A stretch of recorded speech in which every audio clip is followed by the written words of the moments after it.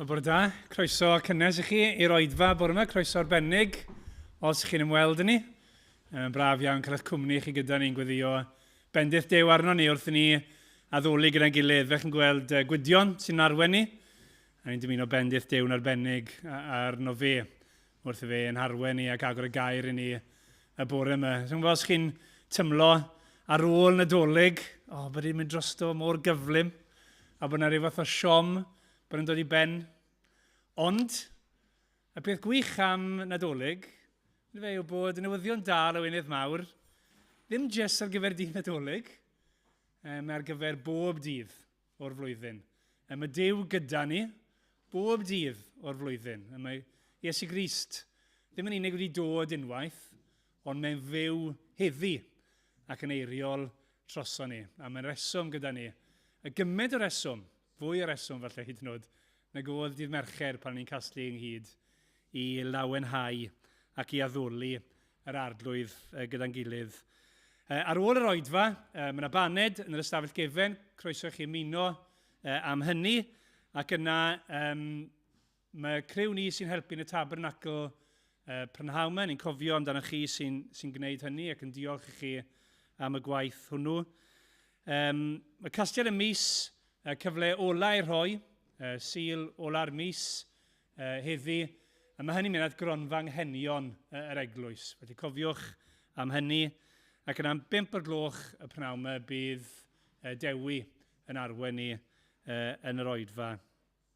Cofiwch hefyd am Sul nesaf, dim cyfarfodydd yn ystod yr wythnos, ond Sul nesaf, mae Meirion yn arwen ni yn yr Oedfa yn y bore am 10 fan hyn, ac yna am 5, mae'n noson o grolau plygain.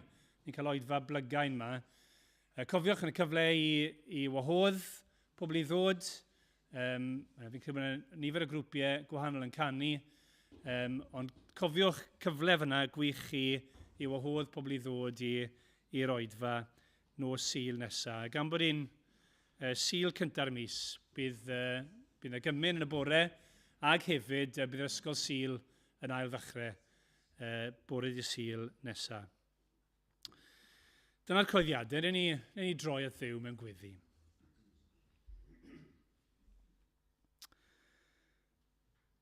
Arglwydd Dduw, ni'n diolch i ti bod yr efengyl yn golygu bod na newyddion da o lawenydd mawr yn wir heddi i ni, fel bob dydd arall, am bod yr arglwydd Iesu Grist wedi dod i'r byd yn dduw gyda ni. Ac ni'n diolch i ti bod wedi byw a marw yn ein lle ni. Bod wedi atgyfodi a bod e'n fyw nawr yn eiriol troso ni. A bod e'n dymuno ein bendithio ni. O Dduw, ni'n gweddio y bore yma. Felly, i ti wneud yr hwn sydd wrth dy fodd di a gogoneddu enw dy hun a bendithio ni fan hyn. Ni'n gweddio yn arbennig i ti fod gyda Gwydion fe'n harwen ni. Ni'n gweddio byddai'r Oedfa cyfan dan dy fendith di a bod ni'n ymwybodol o waith dysbryd di yn ein plith ni. Ac arglwydd ni'n gweddio ti agor ein Cristia ni i wrando, i glywed ac i dderbyn yr hyn sydd gyda ti i ddweud. A bydde hynny i gyd gogoniant a mawl i'r arglwydd Iesu Grist. Amen. Diolch, Rodri. Fel oedd Rodri yn gweud nawr, newyddion da o lawenydd mawr. A dyna beth oedd y bugeiliad yn gweud wrth, yr angel yn dweud wrth y bugeiliad.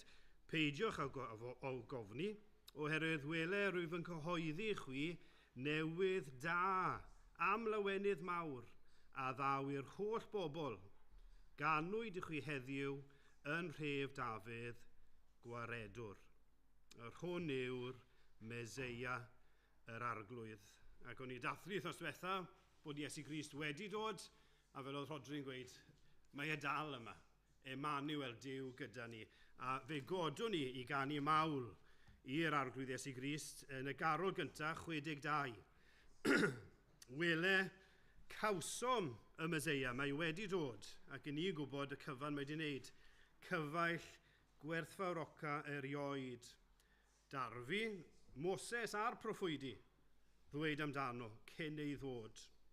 Iesu yw, gwir fab Duw, ffrind a ffrynwr dynol ryw. A mae'r bennill ola. Dyma gyfaill, mae'n heiddi cael ei garu, a'i glodfori yn fwy nag un, prynu yn bywyd, talu yn holl ddyled ni am ein pechod ni, a'n glanhau a'i waed ei hun. Frodyr dewch. Llawenhewch, diolchwch iddo byth na thewch. Peidio byth bod yn dawel am yr gwaredigaeth yma yn Iesu Grist. Newn ni godi pan bydd y piano yn cychwyn.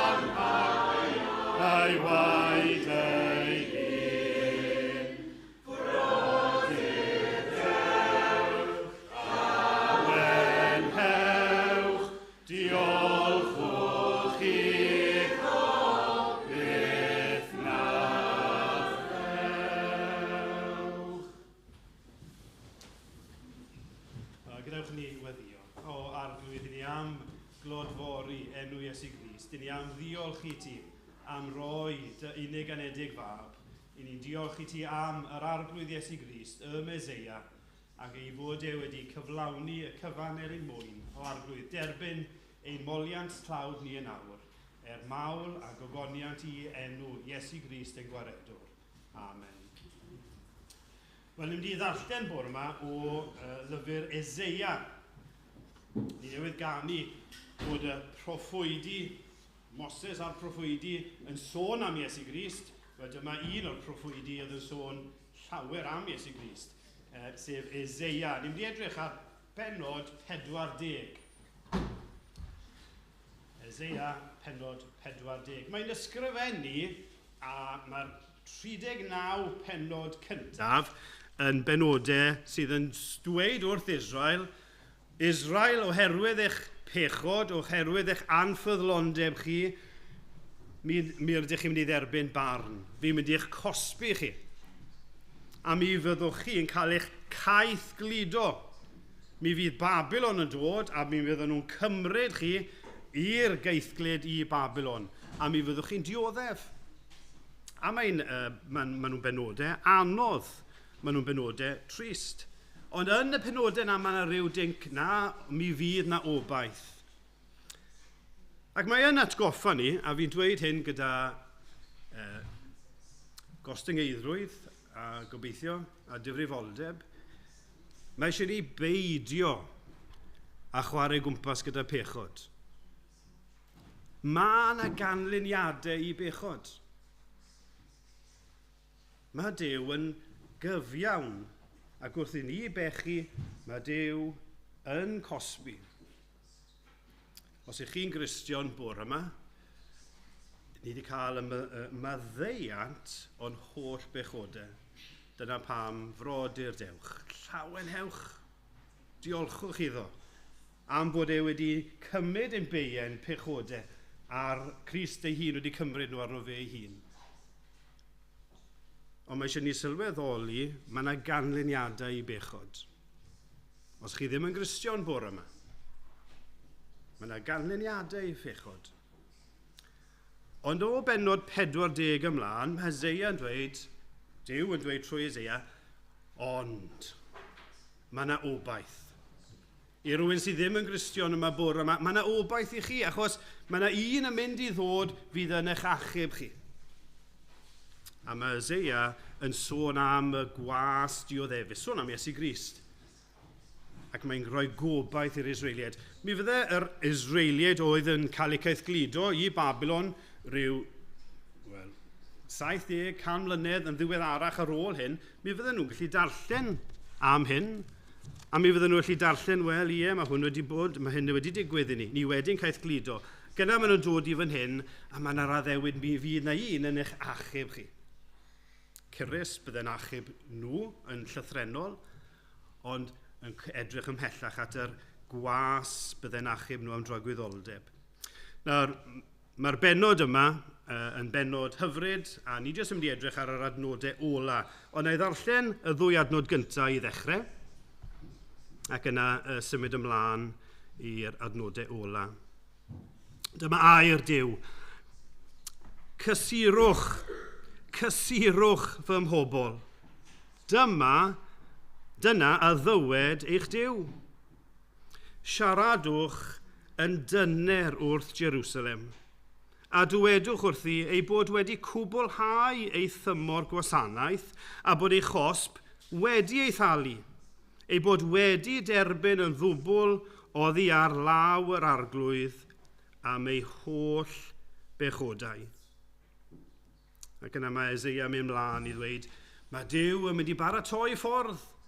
Mae'n mynd i godi rhannau o'r tir, dymchwel rhan eraill o'r tir mwyn wneud y ffordd yn rwydd ac yn glir i'r un bydd yn dod i'w hachub nhw. Ac mae'n sôn am meidroldeb dyn. Mor wan yw dyn, mor ogoneddus yw Duw, mor fawr yw Duw. Ac mae'n sôn am fawredd Duw. Yn y creu, mae'n sôn am allu Duw, mae'n sôn am ffolineb dynion yn creu delwau. Sydd nhw sydd wedi creu y delwau yna. A mae'r delwau yma dyn nhw methu symud. Beth yw'r rhain i gymharu â Duw? Ac mae'n atgoffa ni fod Duw yn ogoneddus, yn wych ac yn fawr. Ac yna mae'n mynd mlaen yn adnod 25. I bwy ynte, cyffylybwch fi. Tebyg i pwy, meddai'r sanct. Codwch eich llygaid i fyny, drwchwch ar y sêr. Codwch eich llygaid i fyny, edrychwch pwy a fi'n creu'r pethau hyn. Pwy a fi'n galw allan ei llu fesul un ac yn rhoi enw i bob un ohonynt. Gan faint ei nerth a'i fod mor eithriadol gryf, nid oes yr un ar ôl. Pam y ddywedi o Jacob ac y lleferi o Israel, cuddiwyd fy nghyflwr oddi wrth yr arglwydd, a gaeth fy hawliau o olwg fy niw. Oni wyddost, oni chlywais, Duw tragwyddol yw'r arglwydd, a greodd gyrrau'r ddeiar. Ni ddiffygia ac ni flina, y mae ei ddeall yn anchwiliadwy, yn rhoi nerth i'r diffygiol ac yn ychwanegu cryfder i'r di-rym. Mae'r ifanc yn diffygio ac yn blino, a'r cryfion yn syrthio'n llipa. Ond mae'r rhai sy'n disgwyl wrth yr arglwydd yn adennill ei nerth. Y maent yn magu adenydd fel eryr, yn rhedeg heb lino ac yn rhodio heb ddiffygio. Wel, dyna air Duw. A wnawn ni edrych ar y rhannau ola yna o'r benod gyda'n gilydd. Wnawn ni ganu eto gyda'n gilydd Carol 60. Carol 60. Wel, dyma'r ceidwad mawr a ddaeth i lawr o'r nef i achub gweilaidd lwch y llawr, gogoniant iddo ef. Bu farw yn ein lle ni bechaduriaid gwael. Mae pob cyflawnder ynddo fe sy arnom eisiau i'w gael ac yn y blaen. 60.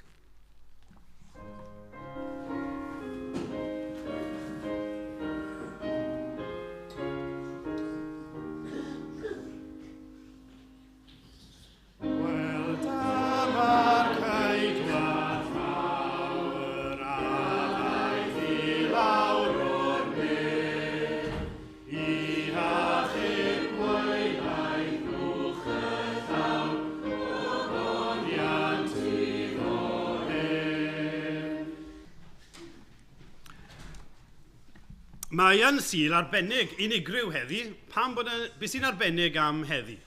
Rhywun. So yna wedi syso mas beth sy'n unigryw am heddi. Nadolig? Nadolig wedi bod. Plant. Unrhyw un ohonoch chi. Beth sy'n unigryw? Beth sy'n wahanol am? Beth sy'n special am heddi? Mae'n sul gwahanol. Chi'n neud I fi amen nawr? Ie, Toma. Spot on, da iawn. Sul ola y flwyddyn yw I. Mae Nadolig wedi bod a nawr sul ola flwyddyn a dydd Mercher, mae'n flwyddyn newydd. Nawr, dros y diwrnod yn diwethaf, ni gyd wedi cael anrhegion. A fi siŵr bod chi wrth eich bodd gobeithio gyda'r anrhegion yna.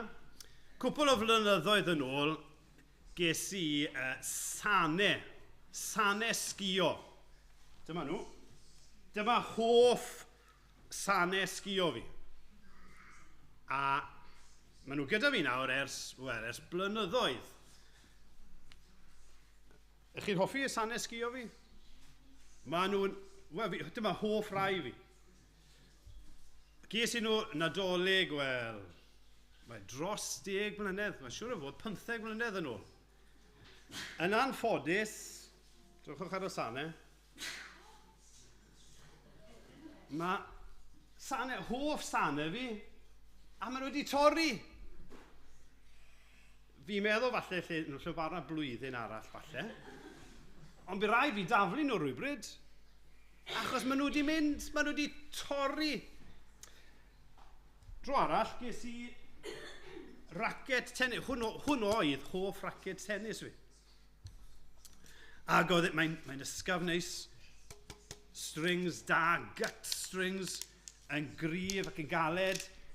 Ac o'n I wrth y modd yn chwarae tennis gyda'r raced yma.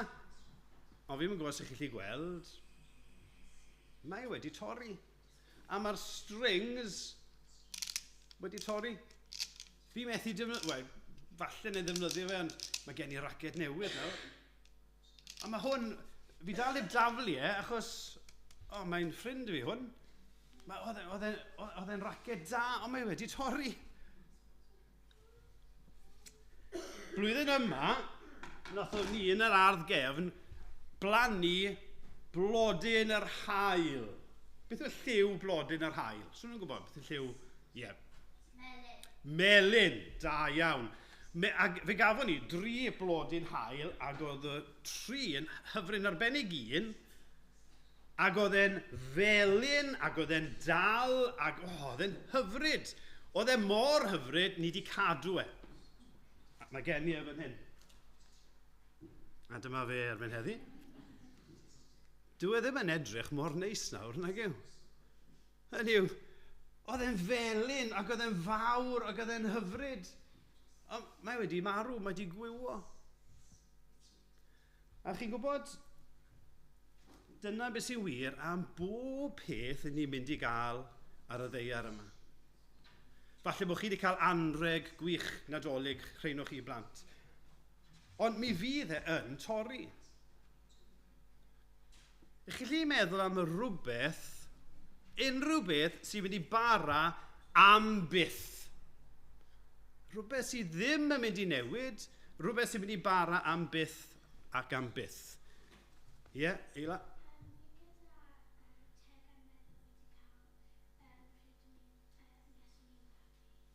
Wel, da iawn.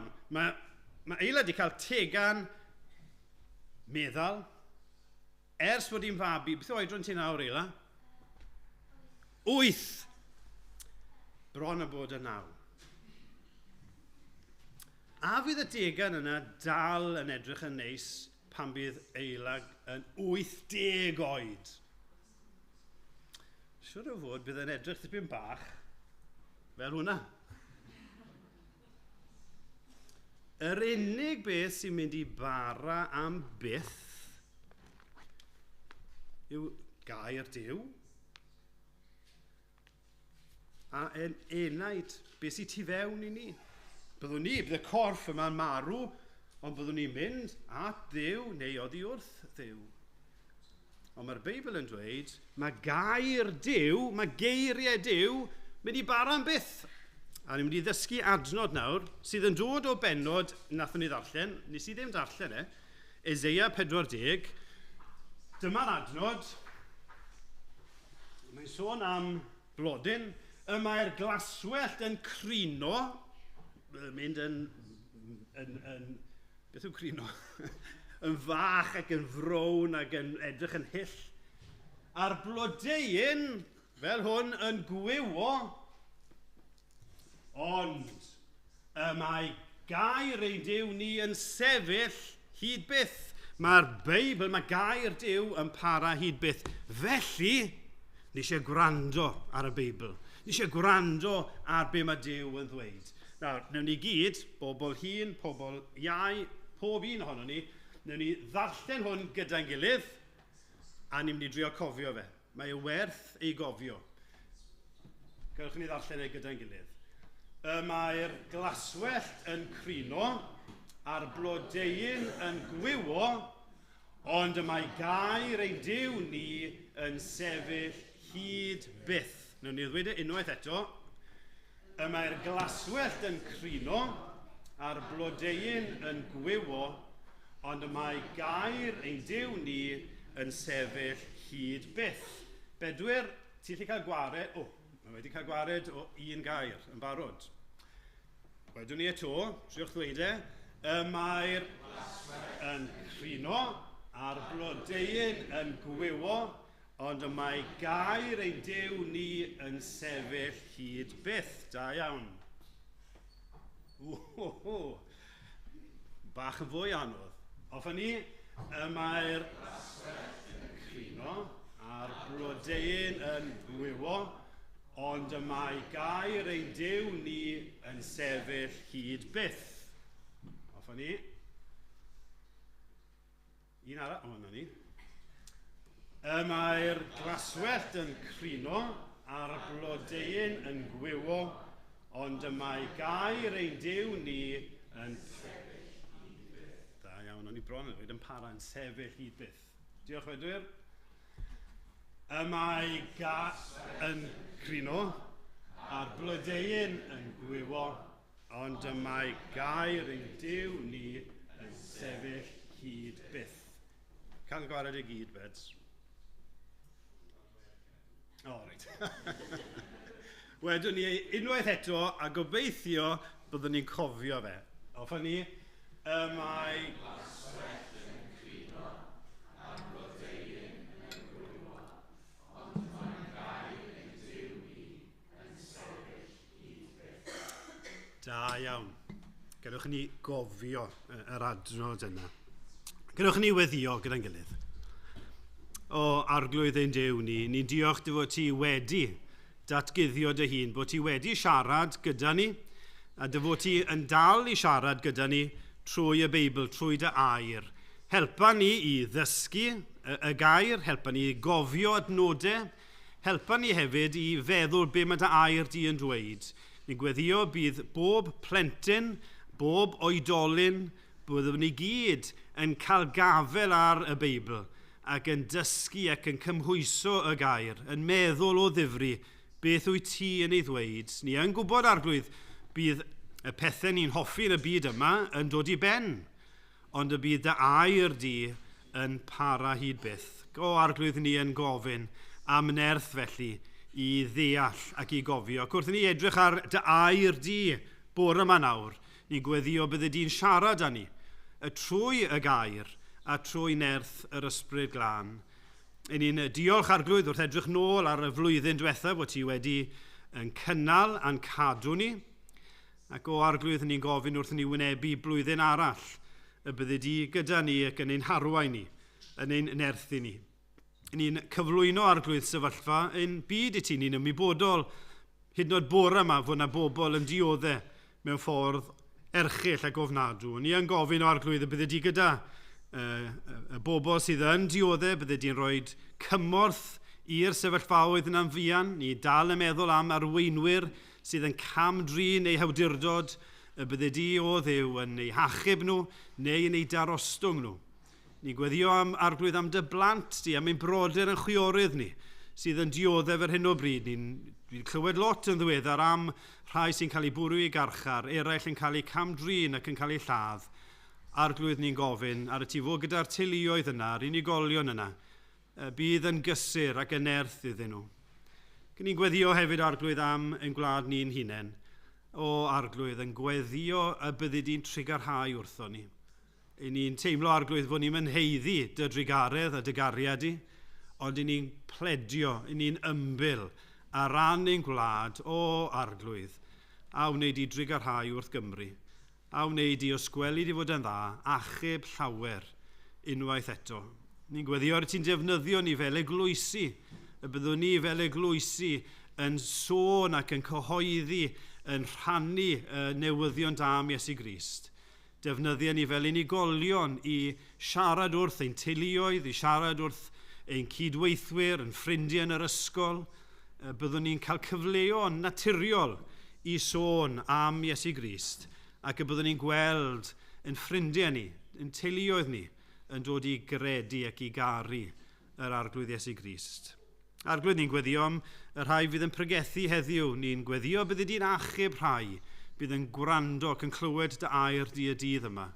O arglwydd, a hynny i gyd achubiaeth y neidiau tragwyddol ac clod a mawl i enw di ac i enw Iesu Grist.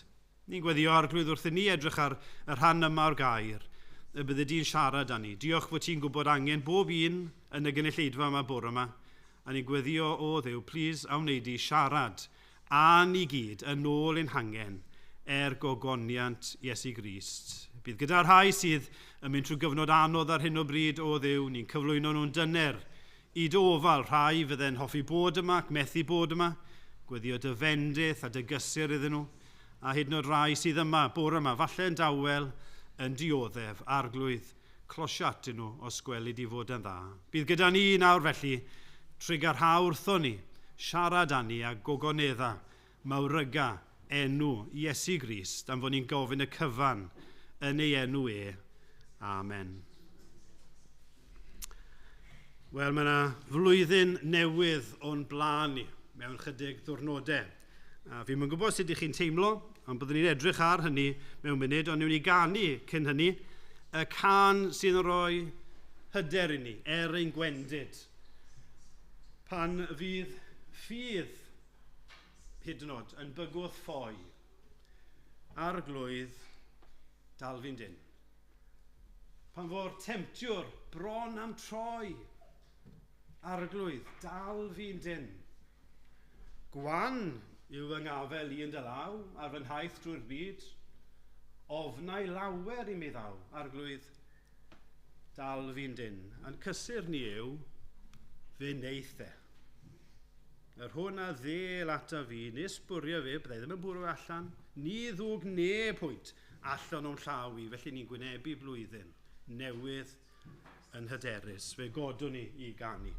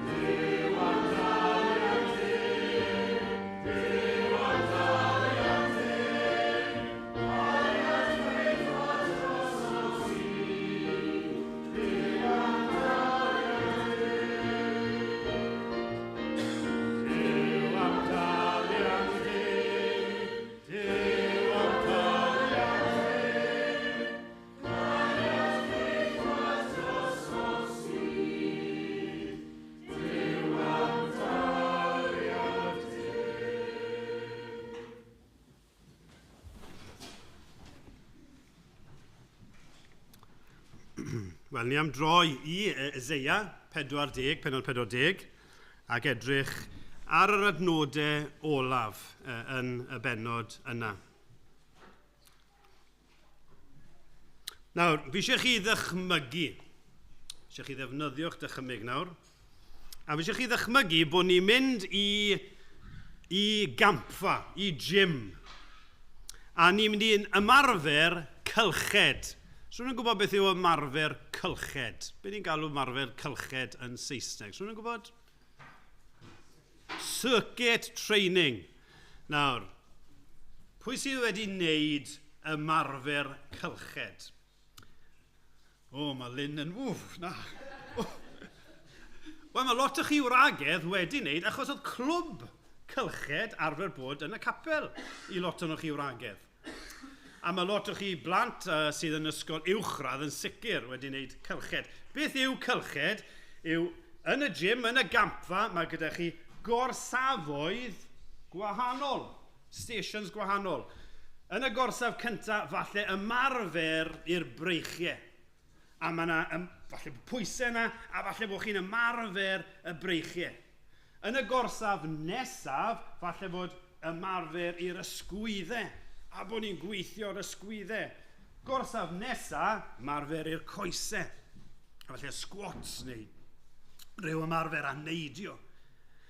Ac mae yna wahanol o'r safoedd. A chi'n mynd o un gorsaf i'r llall, a ni'n gweithio am tua 40 eiliad ar un gorsaf.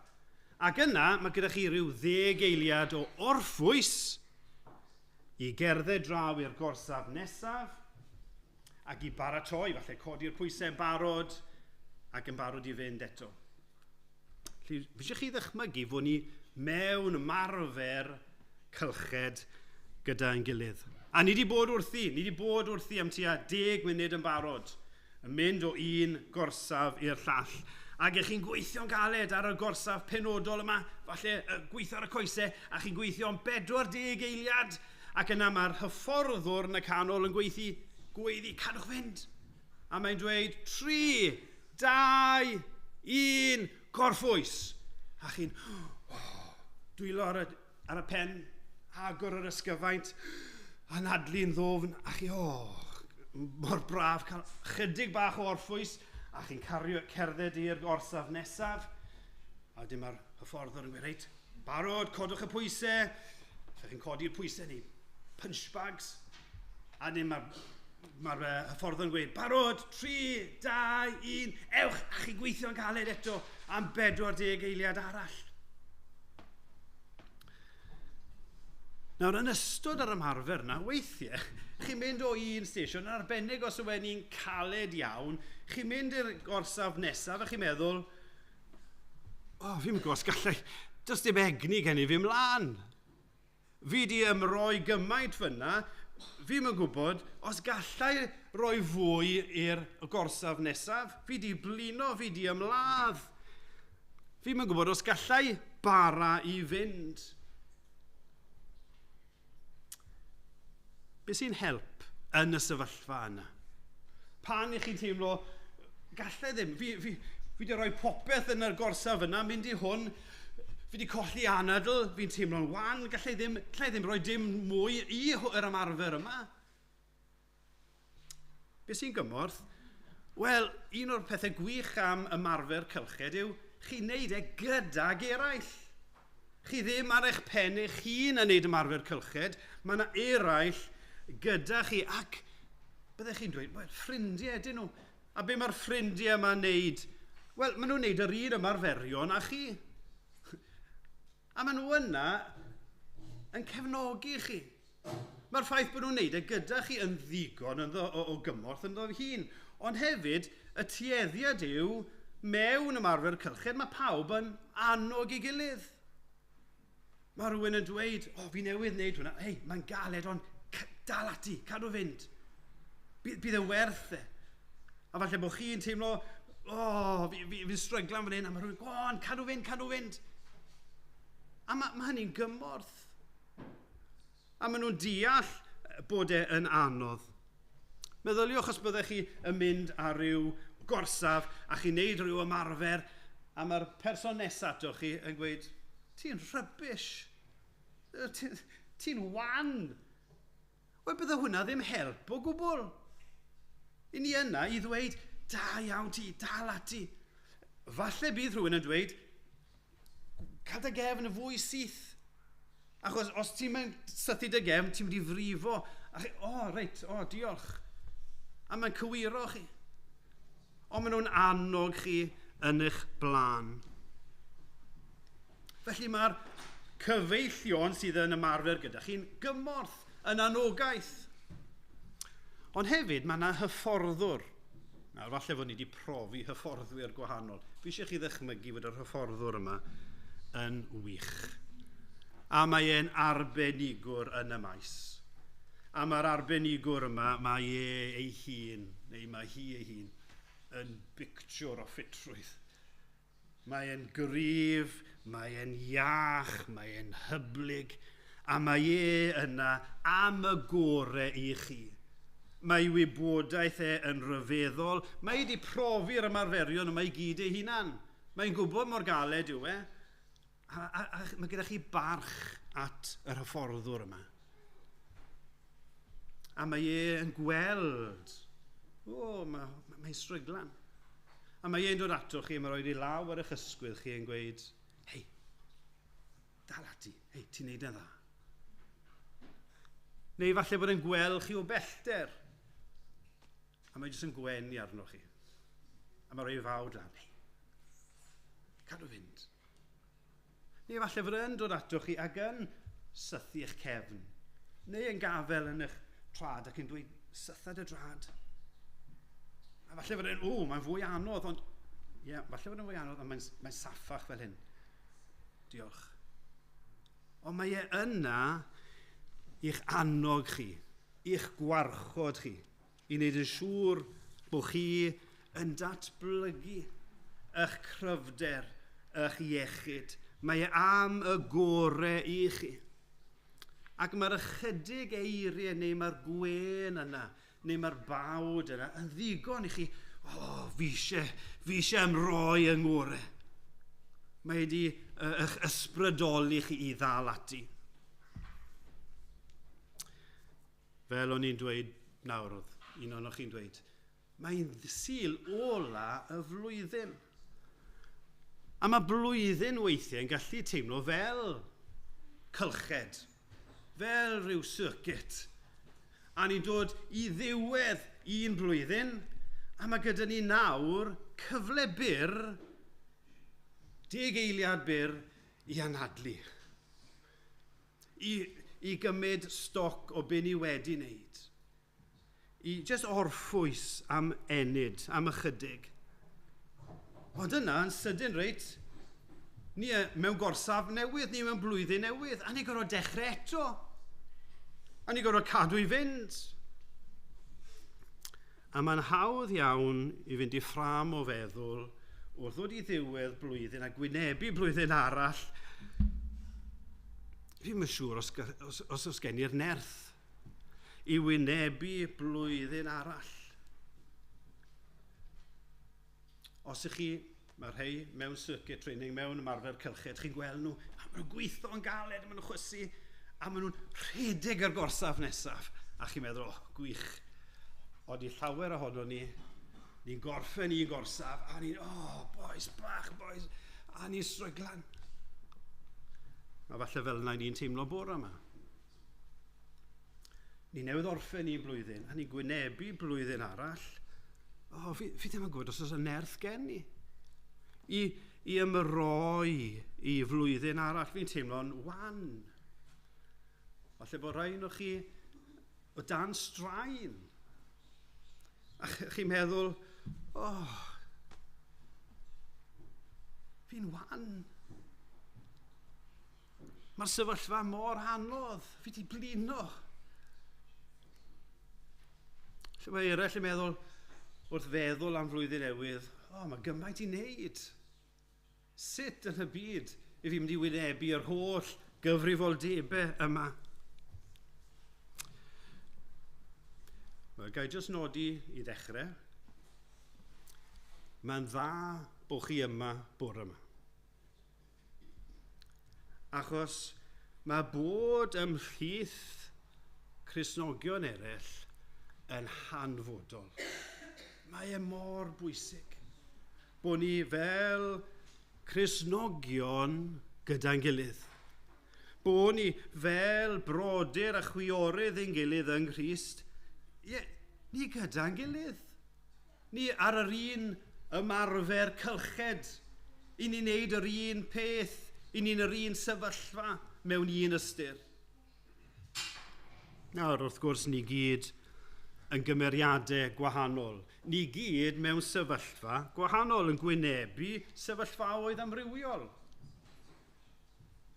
Mae gyda ni gyd cryfderau gwendidau gwahanol. Ond yr amrywiaeth sydd yma, eto, ni frodyr a'n chwiorydd ein gilydd yn symud ymlaen, yn mynd ar yr un ffordd, yn blant Duw, ac yn gwynebu blwyddyn arall, gyda'n gilydd. Nawr, mae'r bennod yma, drwyddi draw, yn cyfarch, nid unigolyn, ond cyfarch pobol Duw. Yn yr adnod gyntaf, cysurwch, cysurwch, fy mhobl, medde Duw. Yn unfed adnod ar 10, mae'n dweud, mae'n porthi ei braidd fel bugail.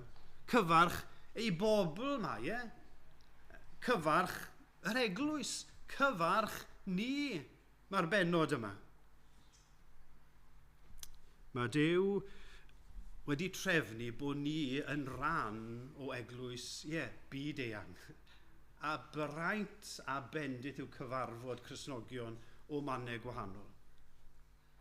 Ond mae wedi hefyd trefnu bod ni mewn eglwys leol. Mae Duw yn ei ras wedi rhoi ni i'n gilydd. Ac ni yma i annog ein gilydd. Ni yma i rybyddio yn gilydd. Eisiau sythu'r cefn yna. Ni yma i gario beichiau ein gilydd, i weddio dros ein gilydd, i weddio gyda ein gilydd. Ni i fod yn ofalus o'n gilydd. Ni i garu ein gilydd, a'n annog ein gilydd, i adeiladu ein gilydd. Fi'n dweud gyda gostyngeidrwydd a'r rhybydd, ni ddim i chwilio beiau yn ei gilydd. Os byddwn ni'n sefyll fan hyn nawr a fi'n gofyn i chi reitrwch, nodwch yn gwendidau a'n beiau, fi'n meddwl byddwn ni'n cwmpo. Mae'n hawdd ffeindio beiau. Mae'n hawdd mynd i gwyno am hyn a'r llall ag ni fod annog ein gilydd. Bydde fe ddim yn helpu rhywun wrth ymarfer gorsaf gweud, ti'n rybys. Na, ni i adeiladu ein gilydd. Ni i annog ein gilydd. Felly mae eisiau ni fod yn ofalus. Ofalus o'n geiriau. Be ni'n dweud wrth ein gilydd? O'n hagwedd at ein gilydd. A pan fydda i yn dweud rhywbeth ffôl, neu pan fydda i yn gwneud rhyw agwedd ffôl i chi. Mae eisiau fi ymddeheiro a mae eisiau chi faddau. Fe fod ni'n symud ymlaen ac yn annog ein gilydd. Mae Malachi, drydydd bennod, yn dweud hyn. Yr oedd yr rhai a ofnau yr arglwydd yn siarad â'i gilydd. Nid yn siarad am ei gilydd, ond yn siarad â'i gilydd. Yn annog ei gilydd. Nawr, mae'n hawdd i ni golli golwg ar hyn. Mor bwysig, mor werthfawr yw cwmni Cristnogion. Pan i chi'n teimlo fod pethau'n anodd, a mi fyddwn ni siŵr o fod, wrth wynebu blwyddyn arall, mi fydd na gyfnodau lle ni teimlo'n anodd, ac falle teimlo'n isel ac yn teimlo dan straen. Mae yna demtiad i ni i ynysu'n hunan. Ni ddim eisiau gweld neb. Fi ddim eisiau... Y peth gorau pan ych chi'n teimlo dan straen ac yn teimlo fel rhoi lan yw bod gyda brodyr y chwiorydd sydd yn wedi neu mynd i ddiodd yr un peth â chi, fel teimlo fel rhoi lan. Mae Paul yn dweud yn 1 Thessaloniaid, penod 5, adnod 11, Gristnogion, calonogwch eich gilydd ac adeiladwch bob un ei gilydd. Nid jyst y gweinidog, bob un, adeiladwch bob un ei gilydd. Ond hefyd, nid yn unig mae gyda ni'n gilydd, mae gyda ni hyfforddwr yn y canol. Mae gyda ni'r coach yn y canol. Mae gyda ni Duw ei hun. Mae gyda ni'r arglwydd Iesu Grist. Emmanuel, ni wedi canu droion dros y Nadolig. Emmanuel, Duw gyda ni. A mae e gyda ni. A mae e yn siarad â ni trwy y gair. Ac yn y gair, mae e'n annog ni. Mae e'n dweud wrthon ni, daliwch ati, cadwch fynd. Mae'n dweud yn ei air, yn cywiro ni trwy ei eiriau fe. Mae e'n gwenu arno ni yn ei air. Mae e'n deall, mae wedi profi bob gorsaf i ni'n mynd iddo fe, mae e wedi profi hynny ei hunan.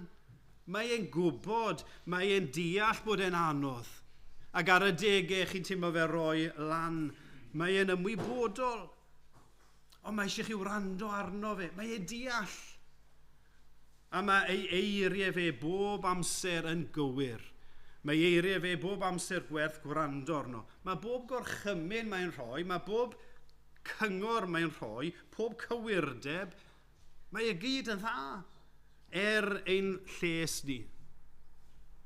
A mae efo concern drosto ni'n gweld ni yn cryfhau, yn gweld ni yn datblygu. Mae yna un gwarchod ac un hannog. A dyna lle mae'r bennod yn mynd â ni. Mae'r bennod yn cyfeirio'n sylw ni ato fe, at Dduw ei hun. A dyma beth mae Eseia am i ni wneud. Mae eisiau ni edrych mwy a mwy ar Dduw. Dduw tad ac ar Dduw y mab.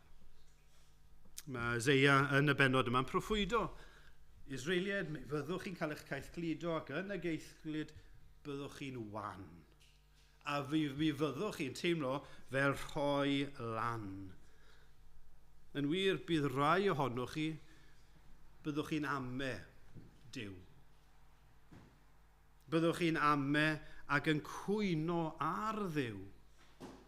Edrychwch ar adnod 27. Pam y dywedi o Jacob ac a llyferi o Israel, pam bobl Israel nawr, chi'n y geithglyd, pam i chi dweud, cuddiwyd fy nghyflwr oddi wrth yr arglwydd, a gaeth fy hawliau o olwg fy niw. Maen nhw'n cwyno fan hyn. Fel hyn byddwch chi.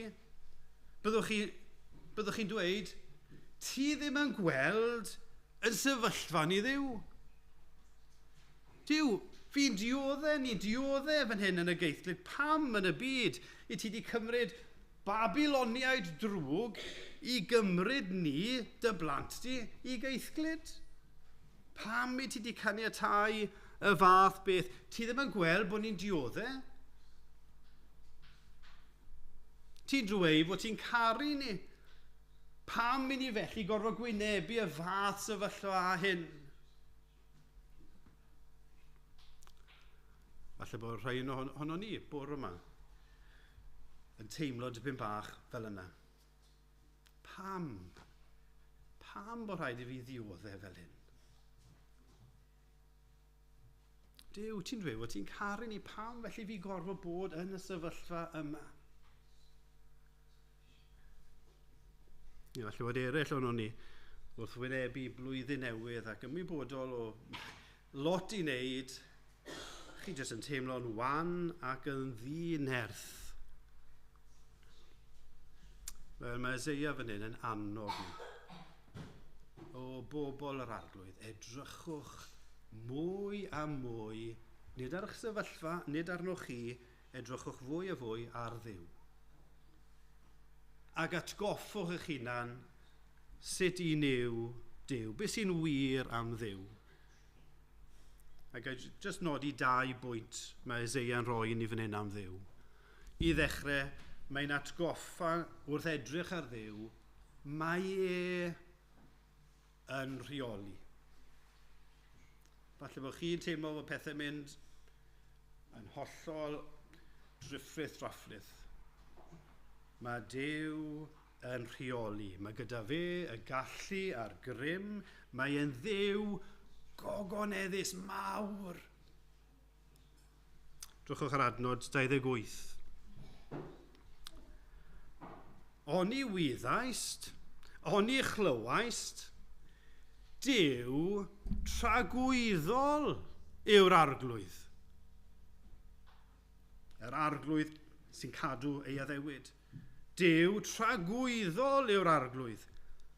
A greodd gyrau y ddeiar. Ni ddiffygia ac ni flinaf. Y mae ei ddeall yn anchwiliadwy. Be mae Eseia yn atgoffa'r bobl? O, drychwch arno fe. Mae e yn dragwyddol. Mae e yn grewr. Dyw e byth yn gwanhau, dyw e byth yn blino, a mae e'n gwybod bob peth ac yn deall y cyfan. Hynny yw, mae e'n rheoli. Falle fod chi'n mewn cyflwr o dipyn bach o panic. Peidiwch panicio. Mae e yn rheoli. Mae e a'i ddwylo ar y steering wheel, ar y lliw. Ac felly, does dim eisiau ni boeni. Gweitha sefyllfa, beth bynnag sydd o'n blaen ni. Mae e a'i ddwylo yn gadarn ar y lliw ac bydd fe yn dal ni yn dyn. Pan i ni ddim yn deall ac yn teimlo, fi ddim yn gwybod os gallai wynebu ymroi eto flwyddyn arall. I ni edrych arno fe. I ni i atgoffa'n hunan a'n gilydd. Pwy yw Duw? Sut yw Duw? Yr un sanctaidd glywon ni wrthos diwethaf. Mae hwn yn sanctaidd. Mae ar wahân i unrhyw un ac unrhyw beth gallwn ni ddychmygu. Mae e'n bir, mae e'n lan, mae e'n dragwyddol. Na'r pwynt mae Eseia yn neud fan hyn. Does dim dechrau iddo fe. Mae'n bod erioed. Mae'n cyfnod ni ar y ddeiar. Mae fel smicking bach, fel dot bach yng nghyd-destun hanes. A mae Duw tu hwnt i hanes. Mae'n bod erioed. Hwn yw'r un sydd wedi creu pob peth. Duw y crewr. Mae wedi creu y bydysawd, y ddeiar. A ni'n clywed wythnos yma, ddim yn gwybod os welsoch chi, anfonwyd lloeren, satellite, i fynd mor agos y gallen nhw at yr haul. Glywch chi amdano fe? Os gewch chi gyfle, drwchwch ar y lluniau. Mae'r satellite yma wedi mynd yn nes nag erioed o'r blaen at yr haul. Ac wedi llwyddo i gael llunio o'r haul, a mae werth i weld. A nath un o'r bois, un o'r meibion gofyn i fi, Dad, ges mor agos ath e'r haul. A o'n i'n gwybod bydde fe ddim yn filltir. O'n i'n gwybod bydde fe fwy. Nes i ddweud 20,000 o filltiroedd. Chi'n gwybod faint oedd e? Siw bod rhain o chi wedi... Mae rai fi tseco. 3.8 miliwn o filltiroedd o'r hael. Na'r agosau erioed, a maen nhw'n rhyfeddu fod nhw'n mynd mor agos. A chi'n edrych ar y llun, a chi'n meddwl, Duw, nath greu yr hael. Yn adnod 25, mae'n sôn am Duw, drychwch lan i'r awyr, drychwch ar y ser, edrychwch ar mawredd y ser. Wel, Duw sydd wedi gosod bob un o'r rheina yn ei lle. Nes i edrych i weld faint o ser sydd. Wel, ni ddim yn gwybod, mae tu hwnt. Ond yn y bydysawd yma, maen nhw'n sôn fod yna 200 biliwn triliwn o ser. Heb sôn am y galaxies eraill. A mae Eseia yn dweud fan hyn, mae Duw wedi gosod bob un o'r rheina ac wedi ei henwi. Fi'n credu byddwn ni'n cofio enw pawb fan hyn, fi'n gobeithio. Ond yn aml ni'n cymysgu enwau. Mae Duw wedi gosod y ser, y 200 biliwn triliwn i ni yn gweld, a mae wedi enwi nhw gyd. Fe sy'n cynnal y cyfan, yn grewr ac yn gynhaliwr y cyfan. Ac y mawredd rhyfeddol Duw, dwi byth yn panico. Yr holl gymlethdod y ddeiar a'r holl galaxies a bobl ar y ddeiar, dwi byth yn panico. Dwi byth yn blino. Dwi byth yn chwysu ac yn rhithro. Be mae'r adnod yn gweud, ni ddiffygia ac ni flina. A does dim yn guddiedig I Dduw. Mae'r adnod yn gweud bod yn gweld ac yn gwybod y cyfan. Mae'n ymwybodol o bob peth sy'n digwydd ym mhob galaxy. Mae'n ymwybodol o'r cyfan sy'n digwydd ar y ddeiar yn y mannau lle dyw dyn heb droedio eto. Mae'n gwybod ac yn ymwybodol o beth sy'n digwydd ym mhob twll a cornel ac ar yr un pryd mae'n gwybod yn union beth sydd yn mynd mlaen yn eich bywyd chi. Mae'n ymwybodol o beth sy'n mynd mlaen yn eich meddwl chi, yn eich calon chi, yn eich bywyd chi. Mae Eseia, does dim rhyfedd, mae Eseia yn dweud yn yr adnod 18. I bwy ynte y cyffelybwch Dduw? Pwy sydd yn debyg I Dduw? A mae Duw ei hun yn dweud, I bwy cyffelybwch fi. Ac felly mae yna anogaeth. Edrychwch, myfyriwch, ystyriwch mwy a mwy y Duw yma, tragwyddol. Y Duw sydd wedi creu y cyfan ac yn cynnal y cyfan. Y Duw sydd yn gwybod pob peth, yn deall pob peth. Ond hefyd, nid yn unig mae'n Dduw sy'n rheoli y cyfan. Mae'n Dduw sydd yn Dduw cariad. Mae'n Dduw caredig. Mae'n Dduw sydd yn dyner ei ymwneud â'i bobl. A mae Duw am I ni wybod hynny. Adnod gyntaf ddarllenon ni. Adnod gyntaf yn Eseia 40. Cysurwch fy mhobl. Dyna ddywedych Duw. Siaradwch yn dyner wrth Jerusalem. Dyma'r un yn ôl adnod 11 sy'n gofalu yn dyner am ei blant. Drwch ar adnod 11. Y mae'n porthi ei braidd fel bugail ac a'i fraich yn ei casglu ynghyd. Y mae'n cludo neu mae'n cario rwy'n yn ei gôl. Cyfieithiad gwell, mae'n cario rwy'n wrth ei galon. Mae'r Duw mawr rhyfeddol yma. Mae'n caru chi.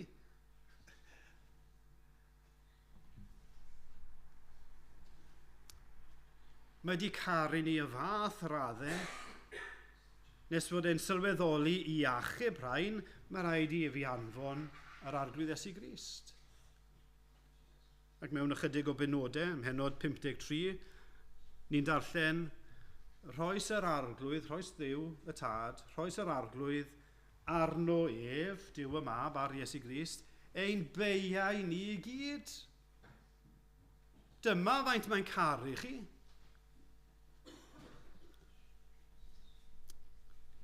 Mae'n anfon Iesu Grist i fyd tywyll pechadurus, yn gwybod y bydde fe'n dioddau, a mae Crist o'i wirfodd yn dweud, fi'n llawen i ddod. Fi am ddod. Ac yna mynd i'r groes, wele cawsom y Eseia. Trwy ei waed i ni gaid bythol heddwch ar hyddhad. Fe ath e'r groes a dioddef mewn ffordd na allwn ni ddirnad a'r cyfan pam achos wedyn yn caru ni. Mae Duw yn ein caru ni. Nes ymlaen yn Eseia 53, ond archollwyd neu hoeliwyd ef am ein camweddau ni. Roedd pris sy'n heddwch ni arno ef, a thrwy ei gleisiau ef yr arglwydd Iesu Grist y cawson ni iachad. Mae e'n Dduw cariad.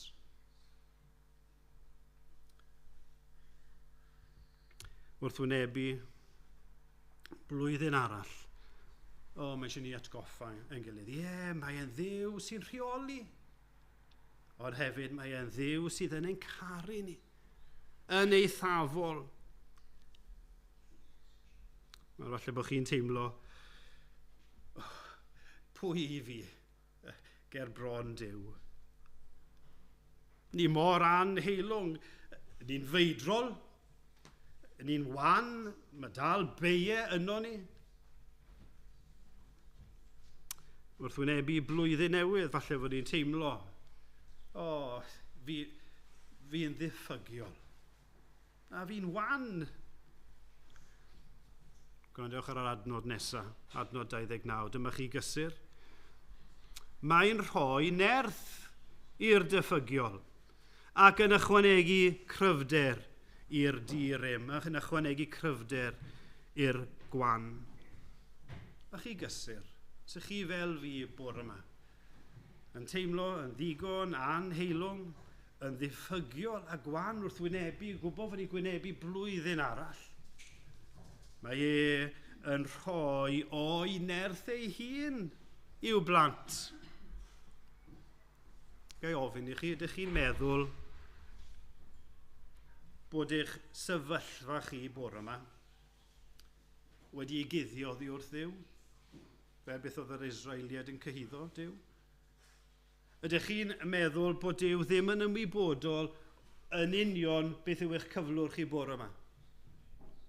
Dim o gwbl. Mae'n gwybod y cyfan. Mae'n ymwybodol yn union o'ch sefyllfa chi. Mae'n ymwybodol yn union os ydych chi'n teimlo bore yma, a mae yn eich caru chi. Mae yn rheoli, a mae yn eich caru chi. Beth i ni i wneud felly? Wel, i ni i ddisgwyl yn hyderus, adrwchwch ar adnod 31. Ond mae rhai sy'n disgwyl wrth yr arglwydd yn adennill ei nerth. Y maent yn magu adenydd fel eryr, yn rhedeg heb flino ac yn rhodio heb ddiffygio. Beth i ni i wneud? Wel, i ni i orffwys, ni i aros, ni i obeithio yn niw. Mae yna elfen fan hyn o ddarostwng. Mae yna elfen o beithio, nid efo amheuaeth, ond o beithio yn hyderus, o ymddiried yn niw. Hyd yn oed, beth bynnag fydd yn gwendid i, beth bynnag fydd yn sefyllfa i, mi fydd yna. Mi fydd yn rhoi yn nerth. Mae'n elfen o wacau ein hunain. Mae'n elfen o gydnabyddiaeth. Duw, gallai ddim. Fi'n wan. Ac yn y gwendid yna mae Duw yn dangos ei nerth. Felly ni'n aros ac yn disgwyl. Nid aros eistedd lawr yn neud dim, ond aros gan gredu. Aros mewn ffydd. Aros gan wybod y bydd yn ein cynnal ni. Yn rhoi nerth. Yn gwarchod ni. Gallai ddim esbonio y sefyllfa. Fi'n ymwybodol, mae'r sefyllfa ni gyd yn wahanol yma. Rai yn chi, mae'r sefyllfa ar hyn o bryd yn anodd. Gallai ddim rhoi ateb i'r sefyllfa yna. Ond mae'r gair yn dweud, mae yn rheoli.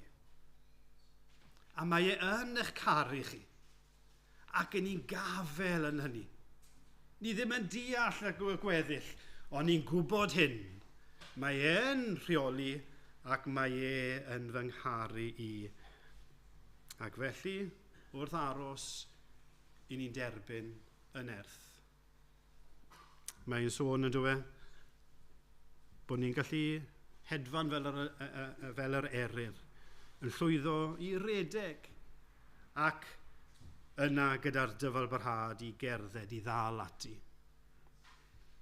Gymryd un o'r darluniau yna, yr eryr. Mae'r eryr yn hedfan. Beth sy'n unigryw am yr eryr?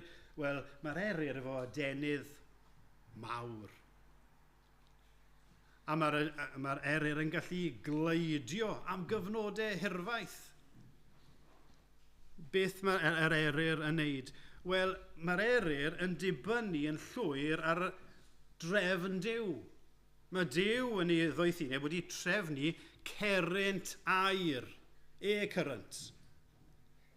Ac oherwydd yr e-current yma, mae'r eryr wrth agor i adenydd yn gallu defnyddio cerrynt air yma a gleidio am gyfnodau hir.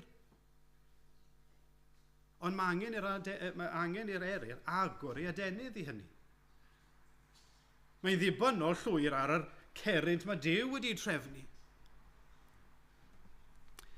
Wrth i ni wynebu blwyddyn arall, ni'n cydnabod, ni'n llwyr ddibynnol ar Dduw, ond mae angen i ni agor ein adenydd fel petai.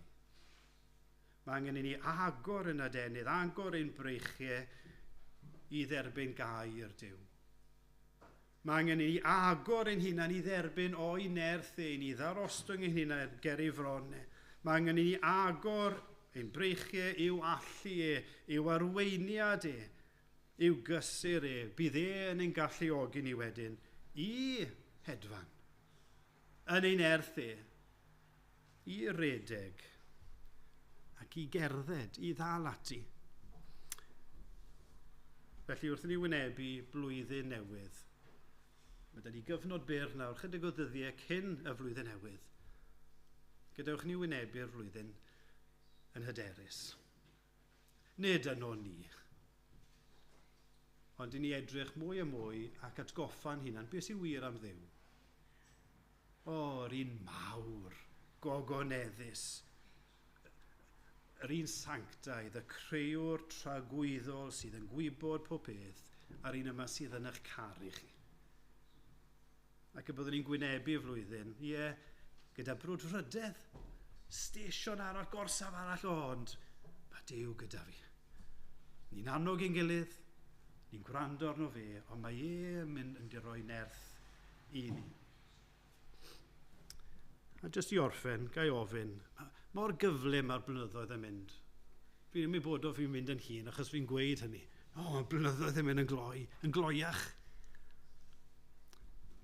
Os rhywun yma heddiw, blwyddyn arall, a chi dal heb gredu.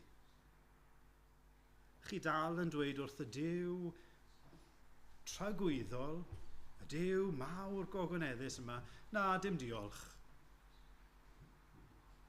Mae di caru ni. Gai annog chi. Cyn ddiwedd y flwyddyn yma, dewch ato fe.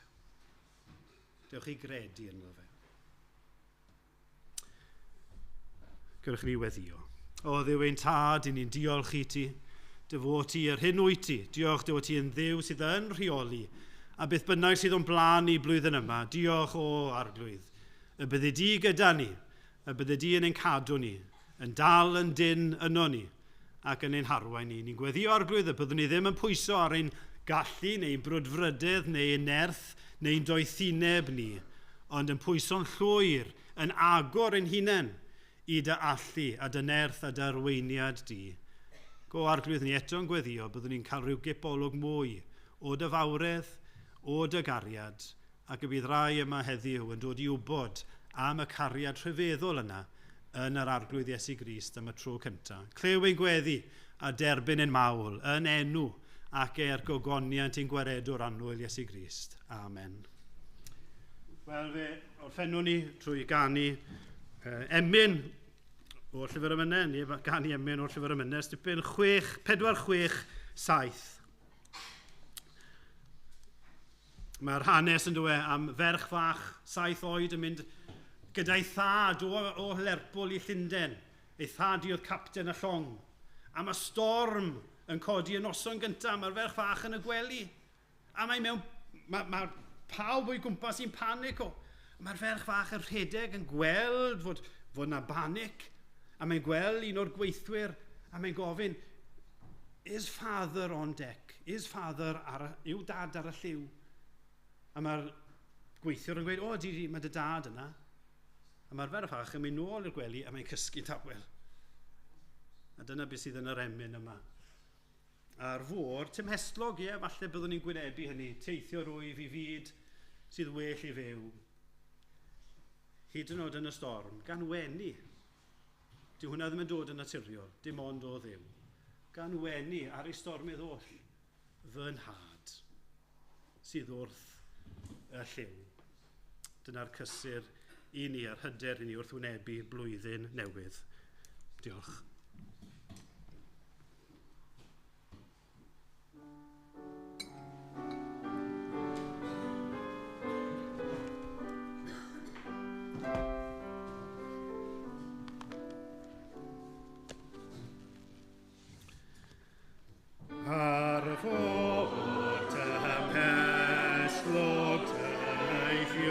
Rwyf i fyd sydd well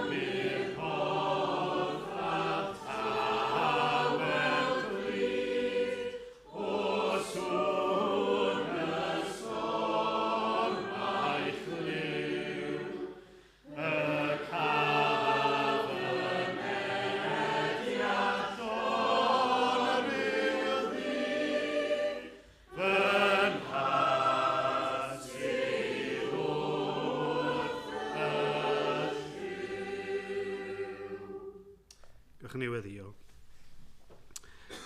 Bydded i'r arglwydd dyfendithio ath gadw. Bydded i'r arglwydd lewyrchu ei wyneb arnat a bod yn drigarog wrthyt.